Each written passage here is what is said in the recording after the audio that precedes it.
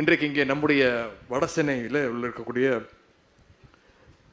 ராயபுரம் மற்றும் பெரம்பூர் தொகுதிகளில் நம்முடைய நகர்ப்புற வாழ்விட மேம்பாட்டு வாரியம் மூலமாக சுமார் 295 கோடி ரூபாய் மதிப்பீட்டில் கட்டப்பட்டுள்ள குடியிருப்புகளை உங்களுடைய இல்லங்களை திறந்து வைத்து உங்களிடத்திலே உங்களுடைய வீட்டுகளுக்கான அந்த ஆணைகளை கொடுத்து உங்களை எல்லாம் சந்திப்பதிலே நான் மிகுந்த மகிழ்ச்சி அடைகின்றேன், பெருமை அடைகின்றேன்.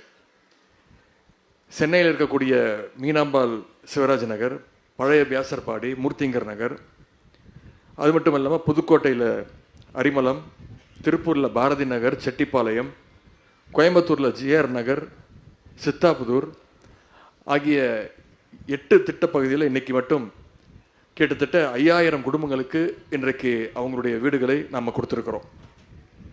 இந்த வடசென்னை பகுதியை பொறுத்த வரைக்கும் இந்த இடமும் சரி, மக்களாகிய நீங்களும் சரி, எனக்கு அறிமுகம் தேவையில்லை. நான் உங்களுக்கு புதியவன் கிடையாது. பல முறை இங்கே நான் வருகை தந்திருக்கேன், உங்களை எல்லாம் சந்தித்திருக்கின்றேன். போன வாரம் கூட இந்த பகுதியில் செயல்படுத்தப்படுகின்ற இந்த மழைநீர் வடிகால் பணிகளை எல்லாம் வந்து அமைச்சரோடு, உங்களுடைய சட்டமன்ற உறுப்பினர்களோடு, மக்கள் பிரதிநிதிகளோடு வந்து தொடர்ந்து ஆய்வுகளை செய்து கொண்டிருக்கின்றேன். நாம் எத்தனையோ மாவட்டங்களுக்கு போனாலும், எத்தனையோ இடங்களுக்கு போனாலும், இந்த வடசென்னை மக்களை பார்க்குறப்போ மனசுக்கு தனியாக ஒரு மகிழ்ச்சியும் ஒரு நெருக்கமும் ஏற்படும். ஏன்னா வடசென்னை பகுதியை சேர்ந்த மக்கள் மனசில் எந்த விதமான கள்ளங்கபடம் இல்லாத மக்கள், மனசில் உள்ளதை அப்படியே சொல்கிற மக்கள், உண்மையை அப்படியே பேசுகிற மக்கள், மனசில் உட வச்சுக்கிட்டு வெளியில் பேச தெரியாத மக்கள். அதுவும் குறிப்பாக அந்த வடசென்னை மகளிருடைய பாசம் தனி பாசம். பாசம் மட்டுமல்ல, உங்களுடைய தைரியமும் வீரமும் இன்னைக்கு தமிழ்நாட்டுக்கே ஒரு எதிர்காட்டாக இருக்கக்கூடிய மாவட்டம் தான் இந்த வடசென்னை. வடசென்னை மாவட்டத்துடைய மக்களுடைய மனசில் இடம் பிடிச்சிட்டோன்னா தமிழ்நாட்டில் எந்த மாவட்டத்துடைய மக்களுடைய மனசுலையும் இடம் பிடிச்சிடலாம். அப்படிப்பட்ட ஸ்பெஷலான மாவட்டம் தான் இந்த வடசென்னை. அப்படிப்பட்ட உங்களையெல்லாம் சந்திக்கின்ற இந்த வாய்ப்பை எனக்கு கொடுத்திருக்கக்கூடிய துறையினுடைய அமைச்சர் அண்ணன் அன்பரசன் அவர்களுக்கும், உங்களுடைய சட்டமன்ற உறுப்பினர் அண்ணன் ஆர் டி சேகர் அவர்களுக்கும், உங்களுடைய நாடாளுமன்ற உறுப்பினர் திரு கலாநிதி வீராசாமி அவர்களுக்கும் என்னுடைய நன்றியும் வாழ்த்துக்களையும் நான் தெரிவிச்சுக்கிறேன். மனுஷங்களுக்கு ரொம்ப அத்தியாவசிய தேவையில் மிக மிக முக்கியம்னு பார்த்தீங்கன்னா இருக்கக்கூடிய அந்த இடம். அந்த தேவையை நம்முடைய அரசும் நம்முடைய முதலமைச்சர் அவர்களும் தொடர்ந்து உங்களை பார்த்து உங்களுக்கு தேவையானவற்றை நிவர்த்தி செய்து கொண்டு வருகின்றார். ஒரு காலத்தில் சென்னை மாநகரில் பார்த்தீங்கன்னா, குறிப்பாக இந்த வடசென்னையில் குடிசை பகுதி அதிகமாக இருந்துச்சு. வடசென்னை மட்டுமல்ல, தமிழ்நாடு முழுக்க குடிசைகள் இருக்கக்கூடாது, ஒவ்வொரு குடும்பமும் கான்கிரீட் கூரையின் கீழ் இருக்கணும்னு கலைஞர் அவர்கள் இந்த திட்டத்தை அறிமுகப்படுத்தினார், குடிசை இல்லா தமிழ்நாடு. அதனால தான் தமிழ்நாடு குடிசை மாற்று வாரியத்தை 1970ஆம் ஆண்டு கலைஞர் தான் ஆரம்பித்தார். அந்த குடிசை மாற்று வாரியம் வந்த பிறகு தான் தமிழ்நாட்டில் குடிசையாக இல்லை, குடிசையெல்லாம் கோபுரத்தை விட உயரமான அடுக்குமாடி குடியிருப்புகளாக அது மாறி வந்தது. குறிப்பாக ஆட்சிக்கு வந்த இந்த 4.5 வருஷத்தில் மட்டும் கிட்டத்தட்ட 6000 கோடி ரூபாய் மதிப்பீட்டில் 52,000 வீடுகளை இந்த வாரியம் மூலமாக நம்முடைய முதலமைச்சர் அவர்கள் மக்களுக்கு கொடுத்திருக்கிறார். அது மட்டும் இல்லை, வீடு மட்டுமல்ல, 18,50,000 பேருக்கு வீட்டு மனைகளுக்கான அந்த பட்டாவை நம்முடைய முதலமைச்சர் அவர்கள் கொடுத்திருக்கிறார். வீடு வேணுங்கிறது உங்களுடைய பல நாள் கோரிக்கை மட்டும் இல்லை, அது உங்களுடைய உரிமை, அது உங்களுடைய கனவு. அந்த கனவை, அந்த உரிமையை இன்னைக்கு முதலமைச்சர் அவர்கள் நிஜமாக்கி உங்களுக்கு கொடுத்திருக்கிறார். உங்களுடைய சட்டமன்ற உறுப்பினர்கள் அண்ணன் ஆர் டி சேகராக இருக்கட்டும், அதே மாதிரி ராயபுரம் சட்டமன்ற உறுப்பினர் அண்ணன் ஐட்ரீம்ஸ் மூர்த்தியாக இருக்கட்டும், இவங்கெல்லாம் என்னை எப்போ சந்திக்கும் போதும் ஒவ்வொரு மொழியும் இந்த குடியிருப்புகளை சீக்கிரம் கட்டி முடித்து மக்கள்கிட்ட அவங்களுடைய உபயோகத்துக்கு கொடுக்கணும்னு தொடர்ந்து வலியுறுத்தி வந்துக்கிட்டே இருந்தாங்க.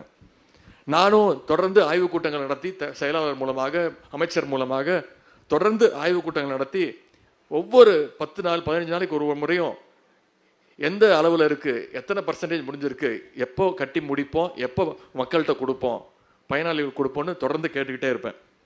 ஏன்னா நம்மளோட முதலமைச்சர் அவர்களையும் இந்த தொடர்ந்து திட்டங்களை பற்றி அவர் ஃபாலோ அப் செஞ்சுக்கிட்டே இருந்தார். எப்போ முடிக்க போகிறீங்க, எப்போ முடிச்சு கொடுக்க போகிறீங்கன்னு.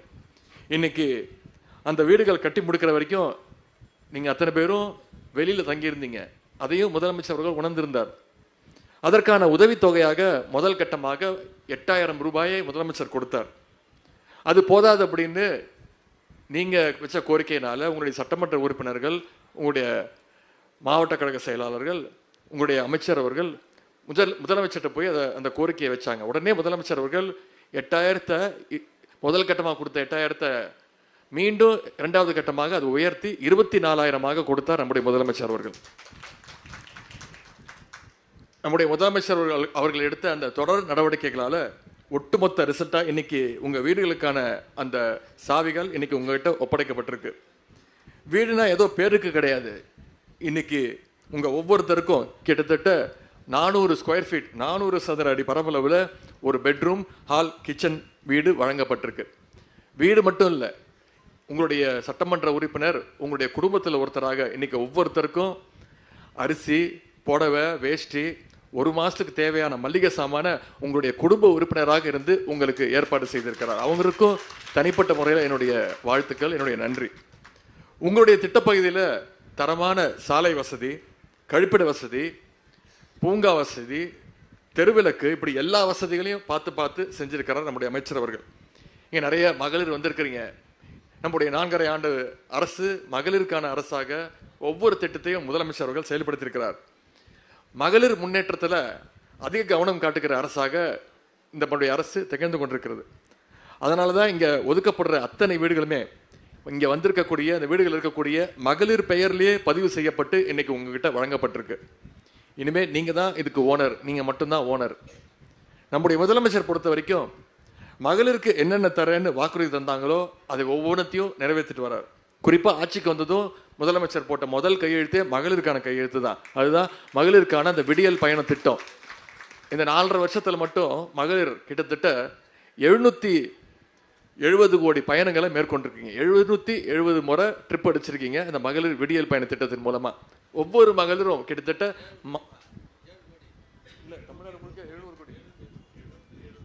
770 கோடி. அமைச்சரே நம்ப மாட்டேங்கிறாரு, அத்தனை முறை பயணம் பண்ணியிருக்கீங்க. அதுதான் இந்த திட்டத்துடைய வெற்றி.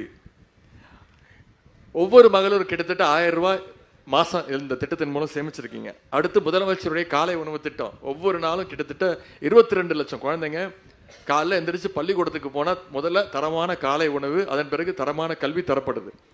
சமீபத்தில் சென்னைக்கு வந்து இந்த திட்டத்தை விரிவுபடுத்தின துவக்கி வச்ச பஞ்சாப் முதலமைச்சர் அவர்கள் இதை பாராட்டி பேசியிருக்கிறார். இந்த திட்டம் மிக சிறந்த திட்டம். இதே மாதிரி ஒரு இந்த திட்டத்தை என்னுடைய மாநிலம் பஞ்சாப் மாநிலத்திலையும் நான் விரிவுபடுத்த போறேன்னு சொன்னார் பஞ்சாப் மாநிலத்துடைய முதலமைச்சர். இதுதான் திராவிட மாடல் அரசுக்கு கிடைச்ச வெற்றி. அடுத்து அரசு பள்ளியில் படிச்சு பள்ளிக்கூடம் போனால் மட்டும் பத்தாது, உயர்கல்வி படிக்கணும், காலேஜ் போகணும், பசங்க இன்னும் மேலும் படிக்கணும். அப்படிங்கிறதுக்காக முதலமைச்சர் அவர்கள் அரசு பள்ளியில் படித்து எந்த கல்லூரியில் சேர்ந்தாலும், அது தனியார் கல்லூரியாக இருந்தாலும் சரி, அவங்களுக்கு மாதம் கல்வி ஊக்கத்தொகையாக மாதம் 1000 ரூபாய் நம்முடைய முதலமைச்சர் அவர்கள் வழங்கி வர்றார். தமிழ் புதல்வன் திட்டம், புதுமை பெண் திட்டம், இதன் மூலமாக 8 லட்சம் மாணவர்கள் பயனடைஞ்சிருக்கிறாங்க. அடுத்து கலைஞர் மகளிர் உரிமை தொகை திட்டம் 2023 இதே செப்டம்பர் மாதம் முதலமைச்சர் அவர்கள் அந்த திட்டத்தை துவங்கி வச்சாங்க.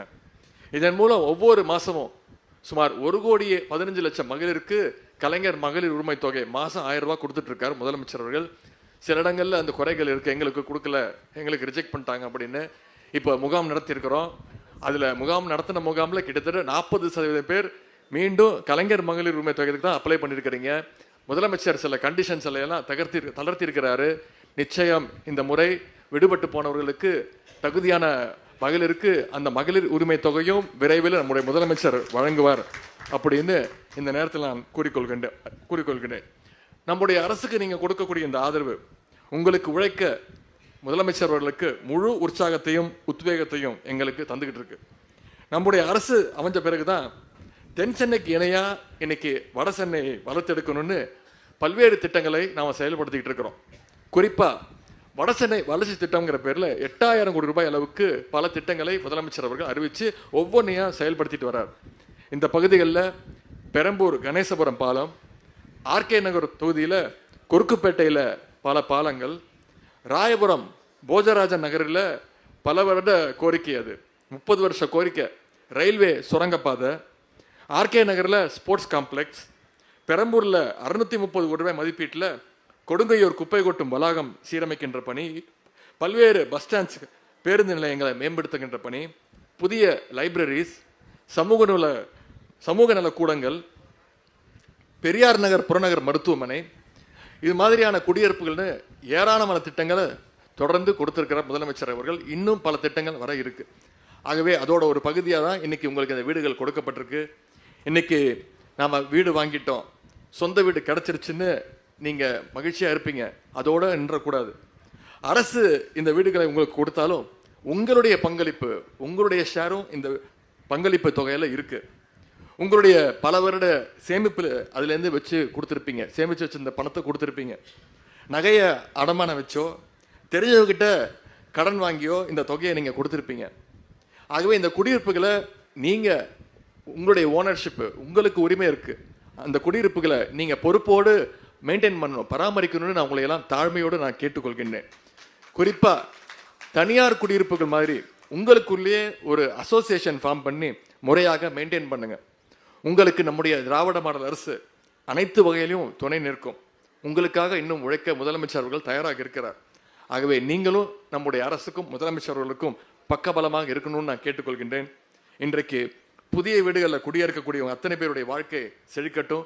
எனவே வாழ்த்தி இந்த வாய்ப்புக்கு நன்றி கூறி விடைபெறுகின்றேன். நன்றி, வணக்கம்.